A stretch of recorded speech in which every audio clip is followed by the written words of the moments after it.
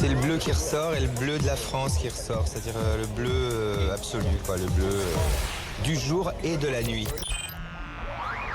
Ah, ce petit compliment pour m'inciter à répondre, allez, au-delà. Tu me prendrais pas pour un père drôle un peu, non, hein? Jusqu'à minuit, c'est l'after-foot. Tu me prendrais pas pour une galinette cendrée un peu, non? Je te vois arriver avec ton fusil, là. Gilbert Brébois. Bonsoir à tous, l'after est là jusqu'à minuit, l'after sur RMC, l'after sur BFM Sport, l'after sur rmcsport.fr, évidemment c'est le dernier after avant la Coupe du Monde, et ouais, ça démarre demain. On va se régaler pendant un mois sur RMC, on va vivre tous les matchs, les 64 sur RMC avec une Dream Team de rêve, bien sûr, prise d'antenne demain à 13h, ça va être énorme. La radio de la Coupe du Monde, je pense qu'il n'y a même pas photo, hein, on est les seuls à faire tous les matchs. Donc c'est réglé avec une Dream Team que je vais vous détailler un peu plus tard, qui sera emmenée par Jérôme Rotten évidemment. Toujours là, présent, fidèle au poste. Tout le monde est derrière moi, ils sont ils sont prêts, c'est bon. Bah, cela dit, il y a quelques mecs qui ont joué, hier soir, ils sont pas bien là, hein. Il faut qu'ils récupèrent. Il y a eu quelques claquages, déchirures. Ouais, il y a eu des. Bonsoir à tous déjà. À 98, la Ligue de 98. Ah oui. Ah ouais, il y a des mecs. Mais on le savait. Hein. Manu Petit, 15 minutes sur le terrain. À dégager. Franck Leboeuf, 25 minutes. À dégager. Christophe Dugarry, 40 minutes. À dégager. Il y a que Lionel Charbonnier qui a tenu le coup. Il a même stoppé un ballon. Bah, il est bon.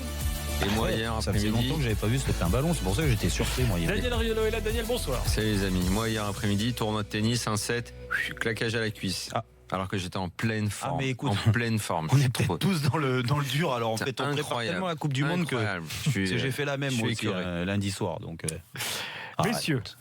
Alors, outre ces considérations physiques, musculaires, il y aura des avis tranchés ce soir. Il y aura notamment un avis tranché de Fred Hermel que je vous demande d'accueillir tout de suite. Fredo, bonsoir. Moi, j'ai une entorse de la langue. Ah, en laticose. On va pas te demander. On sait pas, mais parce que je parle beaucoup parce que mais non, parce qu'avec l'actualité en Espagne, ça n'arrête jamais. J'arrête pas de parler. Ah oui. Aujourd'hui, grosse journée pour Fred. Ah bah dis donc. Et demain. Tu t'y attendais pas à celle-là, hein? Ah bah non. Ah, celle-là, elle est tombée comme ça, la Pam. Ah bah non. Voilà. Ça fait 15 jours que là, l'Espagne réserve quand même beaucoup de surprises entre le Real et la sélection espagnole. Alors, Fred a un avis tranché sur le bordel en sélection espagnole, ce sera dans quelques instants. Daniel, lui, veut parler du fair play financier. Et Jérôme, lui, il se garde pour la Coupe du Monde. Donc ce soir, il n'avait pas d'avis. Mais il a bien raison pour les chapeaux, pour laisser du temps pour les chapeaux. On est pressé, c'est le clou du spectacle. Oui, c'est ça. Donc allez vite sur vos avis tranchés. Avant la Coupe du Monde, c'était ce qu'on attendait. Donc les avis tranchés dans la première heure, les infos du jour et les chapeaux dans la deuxième heure. Donc les célèbres chapeaux. Vous allez voir qu'on a préparé plein de surprises. Ça va être sympa. Ce sera entre 23h et minuit tout à l'heure. 32-16, bien sûr, pour venir débattre avec nous. Le hashtag RMC Live est là également sur Twitter. Direct Studio sur l'appli gratuite RMC Sport. Vous connaissez le principe. Vous téléchargez l'appli, vous cliquez sur RMC en direct, puis ensuite sur Direct Studio. Vous pouvez nous envoyer vos messages. Et puis il y a du basket ce soir. La finale de Pro A, le premier match entre Monaco et Le Mans. Mélanie Ferreira suit le match. Mélanie, bonsoir. Quatrième carton va commencer dans quelques minutes et c'est pour l'instant Monaco qui mène toujours 60-54 contre Le Mans pour ce premier match de finale de la Jeep Elite. Merci, à tout à l'heure. Attention messieurs, dames, le jingle Hermel va retentir. Mais avant cela, je vous rappelle ce qui s'est passé aujourd'hui. Ce matin, le président de la Fédé espagnole était attendu au congrès de la FIFA. Il y avait quand même un truc assez important, le vote pour 2026. Bah lui, le mec, il n'est pas venu. Il s'est barré pour virer son coach dans le sud de la Russie, où sont basés les Espagnols, à Krasnodar. Ouais, quand même. Voilà, il fallait être présent par physiquement. SMS. Ah, il ne pouvait pas. Là, c'est viré. Donc du coup, surtout que a priori l'Espagne aurait voté pour le Maroc, je crois, Fred. Donc c'était une voix de moi ça pour le n'aurait pas Maroc. changé grand-chose, mais moi. Ça n'aurait pas changé grand-chose. Bon, et donc le président de la Fédé est arrivé et il a viré Lopetegui. Et donc Hierro est le nouveau sélectionneur. Alors Hierro, il était directeur sportif, hein, une sorte de DTN quoi. Enfin pour faire, nous on n'a pas de directeur sportif en France. D'Oliver Bierhoff. Une sorte d'Oliver Bierhoff, exactement. Bon, Hierro, c'est quand même pas n'importe qui, évidemment, hein, joueur de légende en Espagne et au Real. Donc voilà un peu l'enchaînement des faits aujourd'hui pour schématiser. Juste un mot sur ce président de Fédé, Fred, parce que c'est un président de Fédé assez jeune, qui dénote un peu dans le paysage, je trouve. Bah oui, en fait, c'est un ancien joueur et c'était l'ancien président de l'association des footballeurs espagnols, c'est-à-dire du syndicat des joueurs espagnols en fait, qui était un peu comme syndicat si chez nous, puissant. Carsten Deutsch devenait président de la Fédé. Voilà, en gros. Voilà. Et il a été élu il y a 3 semaines. Je sais pas pourquoi, mais ça, on l'imagine pas, ça. Il a été élu il y a 3 semaines. Donc, en fait, c'est l'homme du renouveau. C'est lui qui a fait tomber, enfin, qui le renouveau après le système Viard et des vieux bedonnants dont certains sont en prison, qui dirigeaient la fédération depuis 3 décennies, quoi. Donc, c'était bien parti, mais bon, finalement, non. Alors, tout ça, bien sûr, t'a inspiré un avis, comme d'habitude, très tranché. Jingle Hermel. La terre, c'était le charbon. Le ciel, c'était l'horizon. Voilà, le karaoké lensois de Fred Hermel. Alors, on t'écoute. Je vais vous parler je vais vous annoncer quelque chose, c'est-à-dire que mon avis tranché ce soir, c'est de vous dire que oui, certes, Fernando Hierro a été nommé à la place de Lopetegui, mais le véritable coach maintenant, patron de la sélection espagnole, c'est pas Hierro, c'est Sergio Ramos. Tout simplement, pour vous dire que on sait très bien ce qui va se passer. Et les premières déclarations très intelligentes de Hierro ont été je ne vais pas toucher en 2 jours ce qui a été fait pendant 2 ans. Qu'est-ce qui va se passer? C'est que Ramos et les cadres vont être en autogestion, que Hierro va être l'image, que Hierro c'est à peu près ce qu'il faut faire, mais qu'il va pas inventer, il va rien changer. Et que si l'Espagne fait quelque chose pendant cette Coupe du Monde, ce qui va être quand même très compliqué vu l'ambiance et vu tout ce qui s'est passé depuis hier. Bon, c'est parce que les joueurs auront décidé de se réunir, auront décidé de marcher tous ensemble et auront décidé d'y aller. Et ça va se faire parce qu'il y a un leader comme Ramos. Alors je dis Ramos parce qu'il est le symbole des cadres du vestiaire. Donc Hierro est un personnage qui est là, qui va être celui qui va parler en conférence de presse, mais son rôle va être assez limité. Ce sont des joueurs, à commencer par Ramos, qui ont l'habitude de jouer des grandes compétitions, qui savent très bien se manager tout seuls. Donc, à travers ce personnage, c'est l'autogestion maintenant qui va être au centre de la sélection espagnole. Et alors voilà, Fred, avant l'avis de Daniel c'est un constat quasiment. Donc, avant l'avis de Daniel et de Jérôme là-dessus, ça peut évidemment foutre le bordel en sélection espagnole, mais ça peut aussi créer une espèce de, je sais pas, une sorte d'élan. Tu vois, les mecs qui se resserrent entre eux et qui se disent on va y arriver. Tu vois, je sais pas, la France en 2006, regarde. Oui, c'est fort possible. C'est fort possible. Mais ça, c'est possible quand il y a vraiment des vrais leaders. Et là, il y en a dans cette sélection. Je veux dire, quand Ramos parle, on l'écoute. Quand Piqué parle, on l'écoute. Quand Iniesta parle, pas très haut. Enfin, quand il prend le ballon, on le regarde, on l'écoute. Non. Quand Carvajal, qui a un rôle très important au Real, il est tout petit comme ça, mais il a un gros caractère. C'est-à-dire qu'il y a des types qui peuvent mener à bien cette histoire. Voilà. Je pense que ça va être très compliqué, ça. Je veux pas dire aujourd'hui que l'Espagne est favori pour gagner la Coupe du Monde parce que c'est pas possible. Enfin, c'est pas possible. C'est plus le même scénario qu'il y a 2 jours. Mais je pense qu'il y a des mecs qui sont capables de faire gagner l'Espagne. Oui, c'est possible. C'est encore possible. Bon, qui aurait prédit que Zidane ferait défaillir la sélection espagnole? Personne. Non, mais le constat de Fred semble évident. Effectivement, Hierro l'a dit de façon très claire, il ne va pas démonter en 2 jours ce qui a été fait en 2 ans. Donc, il était de toute façon assez proche de cette sélection, Fred. Hierro, dans son rôle, il a vu comment tout ça se passait. Je pense que les hiérarchies du vestiaire, il les connaît. Je pense que ce que faisait Lopetegui sur le terrain, il le voyait. Le 11, en gros, il a un doute sur le numéro 9, c'est tout. Sinon, 10 et 11, on le sait. Donc il va accompagner cette équipe. S'il est intelligent, il accompagnera bien. Il communiquera au nom de cette équipe. Et oui, avant un match un peu chaud, sa voix et donc son sens du management pourra être, mine de rien, important à ce moment-là. Ça quand même, parce que j'imagine qu'il ne va pas s'empêcher de parler avant un match dans le vestiaire. Le fait que le gars ne tombe pas de l'arbre et ne vienne pas de n'importe où, mais était déjà au plus près de la sélection, ça c'est le point positif. Donc sur ce constat, j'ai aucun problème. Après, sur le reste de l'affaire, je sais pas, je crois qu'en Espagne, campagne, ça n'a pas été super bien vécu dans le sens où la majorité des gens doit penser aujourd'hui, corrige-moi si je me trompe, mais je ne le crois pas, doit penser que le président pouvait aussi ne pas piquer sa colère et s'énerver et aurait pu juste ranger son ego pendant un mois et dire bon ok Roulen, ce que t'as fait c'est pas bien, ou j'aurais aimé être prévenu, ou je ne sais quoi, parce qu'en tant que président il aurait pu lui dire ce qu'il avait envie. On peut comprendre sa réaction quand même. Oui, mais bien sûr, mais je te dis que apparemment il a surtout été vexé de ne pas être mis dans la confidence. Exactement. C'est ça en fait. C'est on peut comprendre la personne, mais on a du mal à comprendre le président. Oui, non, mais une fois que tu comprends tous les problèmes effectivement d'ego, de je suis pas prévenu, je suis prévenu, si cela, tu peux aussi t'élever un petit peu. Même Lopetegui est pas méga élégant dans l'histoire. Je pense que les discussions, elles datent pas d'hier avec le Real. Simple, vendredi. C'est-à-dire que c'est vendredi dernier.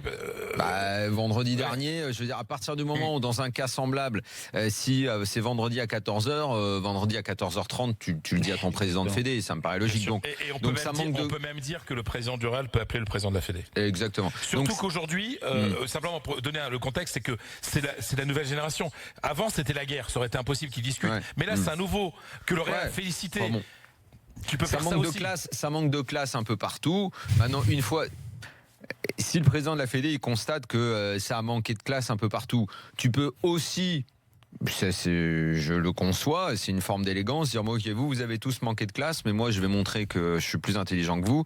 Lopetegui, tu vas me faire cette Coupe du Monde, là, t'essayes d'aller le plus loin possible, et puis après tu te casseras, parce que là sinon ça va être un peu le bordel. Bon, lui il a décidé d'agir autrement, et sa réaction, elle est également compréhensible.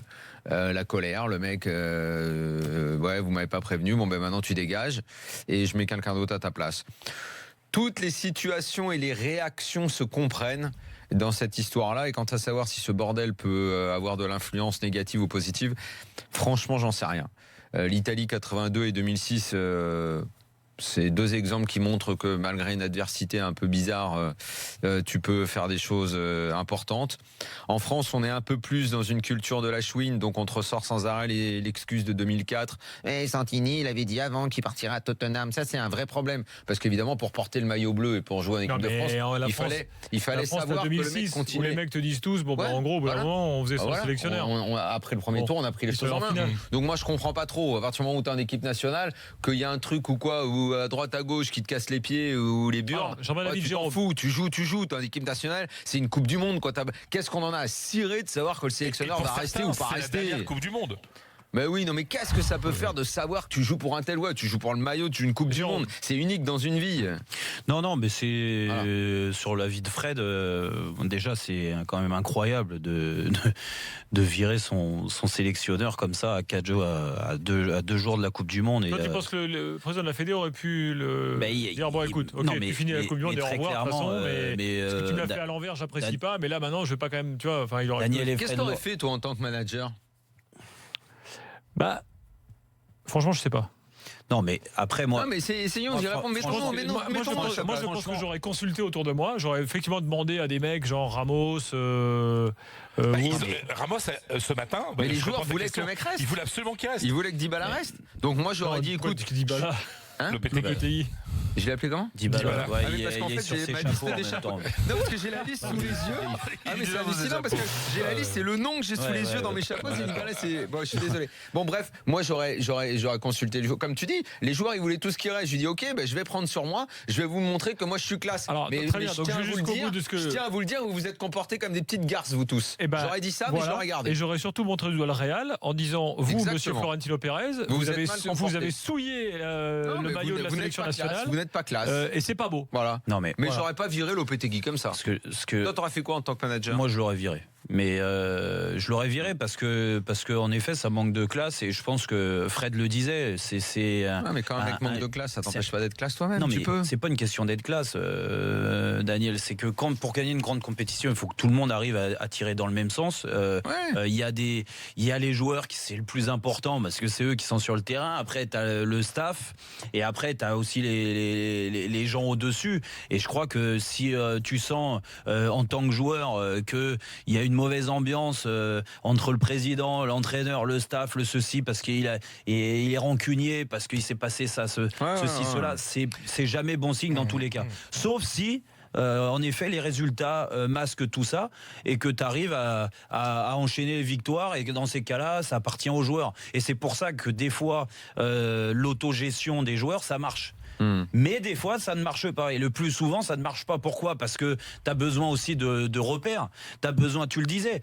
C'est sûr que sur des matchs où ça va être plus simple pour l'Espagne, où ils vont mettre leur jeu en place, il y aura pas de souci. Les joueurs n'ont pas besoin d'un match contre le Portugal. Ça peut partir en vrille très vite. Le premier match, c'est très compliqué. Ah oui, puis les changements, tu fais comment ? C'est ça, parce que le 11, tu le connais. Mais les changements, le côté tactique, parce que Hierro, il est super. Mais enfin, il a entraîné 1 an en 2e division. Non, mais ça c'est un vrai problème parce que là, il est obligé d'agir vite. Donc, c'est une personne qui était là au sein de la sélection, qui connaît par cœur le groupe, qui connaît les joueurs, qui connaît ceci, cela. Donc il a mis ça parce que il se dit, Hierro, il va s'appuyer sur ce qu'a fait Lopetegui pendant 2 ans.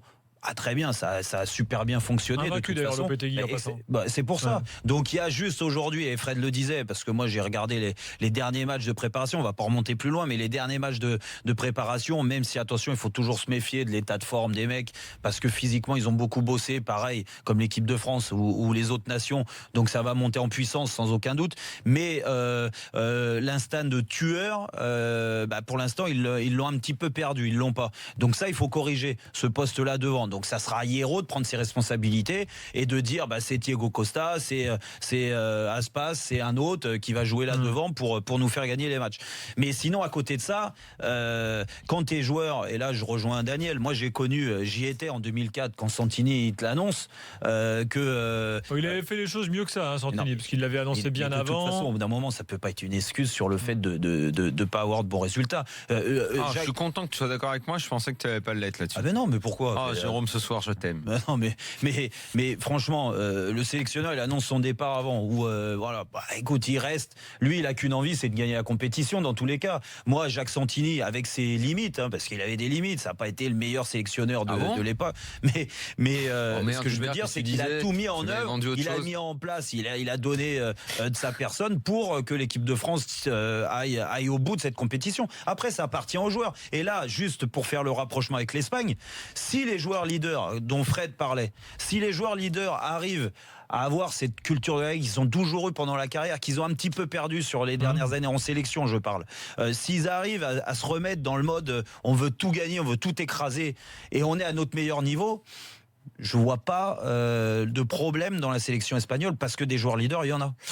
Avant d'accueillir Julien, un dernier mot quand même, Fred. C'est aussi pour ce jeune président de Fédé une façon d'asseoir son autorité. Moi, je viens d'arriver, vous n'allez pas me la faire à l'envers, et là, je montre qui je suis, quoi. C'est peut-être aussi de ça dans ce qu'il a fait, quoi. Complètement. Mais parfois, l'autorité, c'est de. Moi, j'ai du mal à me prononcer. Je pense qu'il aurait dû garder Lopetegui justement pour le sportif, et il aurait montré aussi une grande autorité. Après, le problème. Mais surtout que si ça foirait, c'était tout pour Lopetegui. Exactement. Là, alors il passait pour un con. On va accuser. Mais le gros problème qu'il a aussi, c'est l'autorité au sein de sa fédération, parce que, alors ils ont corrigé ça, mais hier après-midi, après l'annonce du Real, la fédération, le service de presse de la fédération diffuse un communiqué en disant nous étions au courant des tractations, il y a une clause libératoire qui va être payée par le Real, etc. Et aujourd'hui, on pose la question au président en disant mais attends, vous dites que vous n'êtes pas d'accord, vous n'étiez pas au courant, mais hier vous communiquez ça, il dit c'est pas moi qui l'ai fait. Donc ça prouve aussi, mais pourquoi ? Parce que ça fait 30 ans qu'il y a un système qui est mis en place. Lui, il vient d'arriver et il contrôle pas encore tout, quoi. Donc il avait besoin en plus de montrer l'autorité par rapport à sa propre fédération. Et puis moi là-dessus, dans le côté qui peut être important aussi, le fait aujourd'hui à Hierro, on va pas lui poser la question de savoir si Cristiano reste au Real. Là aussi, parce que il y aura pas cette perturbation quotidienne par rapport à l'avenir du Real Madrid qui aurait été présent tout le temps si Lopetegui avait continué. Julien est là au 32-16. Salut Julien. Salut l'équipe. Salut Julien. Julien, qu'est-ce que t'en penses de cette affaire espagnole là ? T'es d'accord avec Fred ? Ouais. Mais bon, disons que ça part un petit peu dans tous les sens, quoi. Parce que c'est vrai que ce matin, on se réveille à 6h, on voit déjà l'information à 6h du matin qui tombe. On se dit comment la journée va se passer, quoi. À peine à 7h du matin, on apprend qu'à 10h30, il y a une conférence de presse de Lopetegui qui est reportée de 1 heure. On se demande vraiment comment ça se passe. On savait très bien, on se doutait de quelque chose, quoi. On savait que la journée n'allait pas forcément très bien se passer, quoi. C'est clair. Mais bon, écoute, Hierro, pour toi, il fallait virer Lopetegui. Bah ouais, parce que après je dis pas oui, il fallait vraiment virer Lopetegui, mais pour moi dans l'histoire tout le monde est fautif. Que ce soit Lopetegui, que ce soit Rubiales, que ce soit Florentino Pérez. Rubiales, aussi. C'est le président de la Fédé. Hein. Ouais. Voilà. Et comment ça s'appelle, Florentino Pérez aussi. Pour moi, il est aussi coupable parce que les trois auraient été un peu plus intelligents et auraient joué le timing et la montre. Ils auraient pu faire l'annonce que Lopetegui partait au Real une fois l'élimination de l'Espagne ou après victoire. Ouais, mais ça, après, sur ce point, Julien, il y a juste sur ce point, Fred, si tu permets, pour le Real et pour ce que représente le Real, qu'un club comme ça attende aussi longtemps avant d'annoncer son entraîneur, c'était pas possible pour ce club. Voilà. Le club avait besoin rapidement quand même, et déjà comme ils avaient été pris de court, avait besoin de dire, attends, le Real c'est une institution dans le monde entier, il y avait trop de gens qui attendaient de savoir qui allait diriger ce club, ils peuvent pas attendre la fin de la Coupe du Monde. Il peut pas y avoir de vide comme ça. Tu peux pas avoir un vide dans l'institution Real. Donc sur ce point-là, Julien, je suis d'accord avec le reste, mais sur ce point-là, ils étaient emmerdés le Real aussi.